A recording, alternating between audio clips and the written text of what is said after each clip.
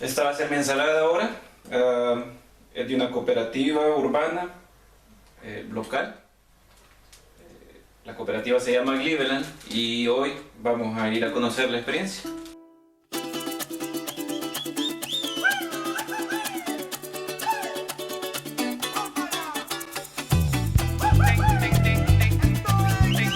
Uno de los aspectos claves para nuestro país es recuperar el agro. Como dicen, uno puede necesitar un doctor o un abogado una vez al año, pero a los agricultores los necesitamos 3 veces al día. Por ello, explorar estas experiencias se vuelve necesario para poder encontrar otra vía que reactive la economía nacional.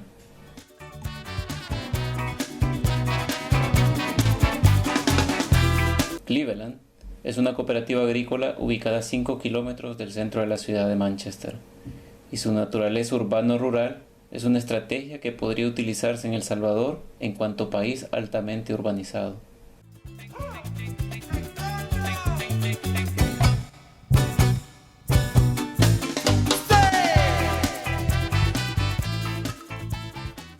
Estamos acá en Cleveland. Esta es la primera cooperativa que vamos a explorar acá en Manchester.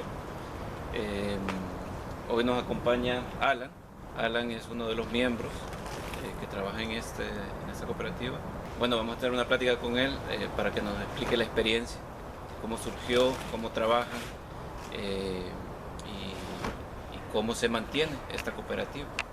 No vamos a abordar el tema a profundidad porque sabemos que hay muchas experiencias muy valiosas, como la experiencia de la cooperativa El Jobo en El Salvador, pero hay algunos aspectos que el movimiento cooperativo agrícola en Manchester tiene, que nos puede brindar ideas de cómo desarrollar de mejor forma el cooperativismo rural en El Salvador. As far as I know, the cooperative started from some land, some public land that the council is renting to you. Could you just tell us a little bit more about it? Yeah, so Cleveland's was started over 10 years ago, re-established as a growing project. So it was, it had been in disuse for some time. So I think in some ways the local authority, the council, was probably happy to be able to get it started again. About 15 years ago, a couple took it over and started to convert it into organic. And then about 5 years ago, the current cooperative started running it. How much do you pay for the rent? Is it like a very expensive or? The rent is basically what an allotment fee would be.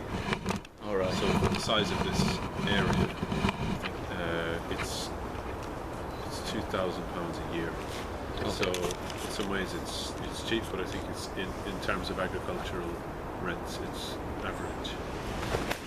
Is Cleveland at the moment having any other kind of support from the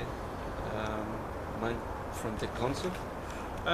Nothing apart from just using the land, basically. Yeah. So we are completely self-funded at the moment. All right.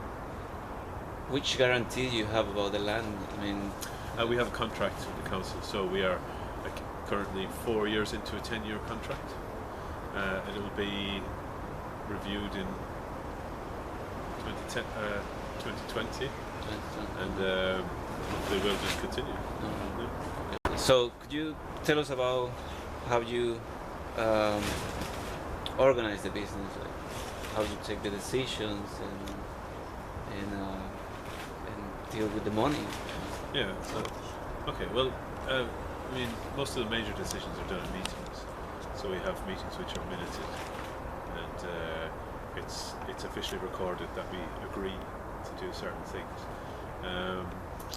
And for smaller things, we can just agree amongst ourselves on an informal level. So, as we're only a 3-person cooperative, it's not too difficult to kind of make small decisions between two people, because there's a certain amount of certain level of trust between us.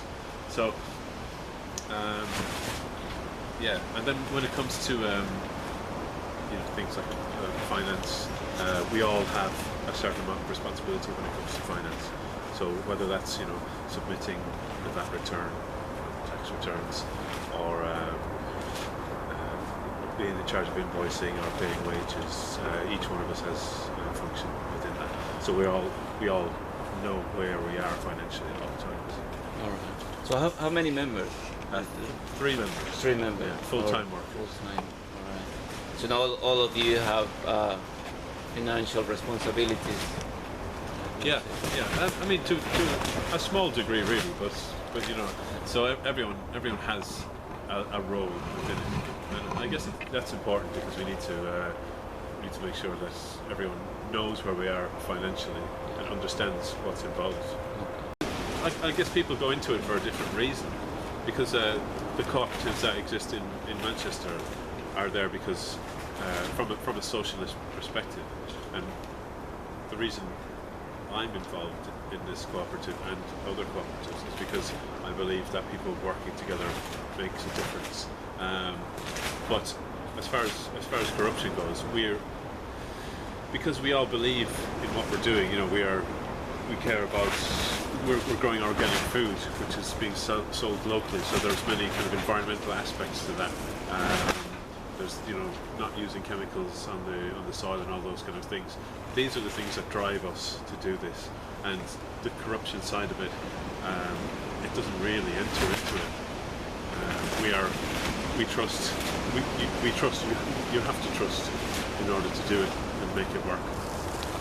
Would you say that all your other colleagues are also involved in this business because they truly believe in this way to do business? Yes. So as far as I know, Alan, you grew up in a farm, but also obviously you live now in a city and you have all this urban knowledge. Do you think that helps to the business? Yeah, definitely. Because I suppose for a few years I was buying and selling. So rather than growing food, which I was involved with when I was a little boy, I got a knowledge in understanding what the market wants and how it works in the city. And actually, for a business like this, a small business like this, we need to know that sort of thing in order to survive. I suppose the market awareness is the key thing, because I think people, there are farmers who are only 30 or 40 miles from Manchester who are at the mercy of big companies who want to buy things, a lot of stuff wholesale. It happens a lot in this country. So I think for us, we do have fairly strong knowledge, and again, there's a trust involved in the people that we deal with, who are happy to give us the correct price for our food. But that only comes from being involved in the market, and deciding that selling your produce is just as important as growing it in some ways. So because we know what the market wants as well, we can diversify what we grow to suit the market. So and as we're so close, the nearest shop we supply is only 3 miles away. So we are in a conversation with them all the time about what they want from us. So here, all this you see here is winter salad leaves, and that's mainly what we grow in the winter time. The best thing to grow in the winter time. But then when it comes to summertime, we can grow different things at request of different customers. So it doesn't get that warm over here, but in these houses we can grow cucumbers, and we can grow tomatoes and beans, and we'll grow like early beetroot. Well, outside we'll grow courgettes, zucchini, or different squash, and chard, and different herbs like coriander and basil gets grown indoors as well. So I suppose a good part of understanding your market is being able to diversify what you can produce, with an understanding that there is a demand for it. Yeah. Cleveland got some subsidies to start with. How important was that for the business? It was very important to help develop the business because when Creedon's was taken over from the couple that ran it before, there were 4 people. So the co-op immediately went from 2 to 4 people, so they wanted to develop it.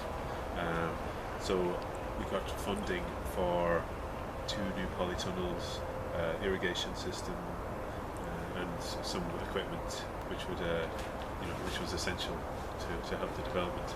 And once the period of funding, reporting and everything was finished, the business was making more money and has continued to grow steadily and is now supporting itself completely. Okay. Where that money came from? The money came from a lottery grant. Could you tell us where all the food that you produce goes to? Yeah, well, we sell. Our 2 main customers are Unicorn Grocery in Toronto and Manchester Veg People. And we also sell to Organic North, which is in New Smithfield Market, the main fruit and veg market for Manchester. And those 3 businesses are all cooperatives. So it's quite good to be able to sell all our produce into other cooperatives who kind of understand our principles.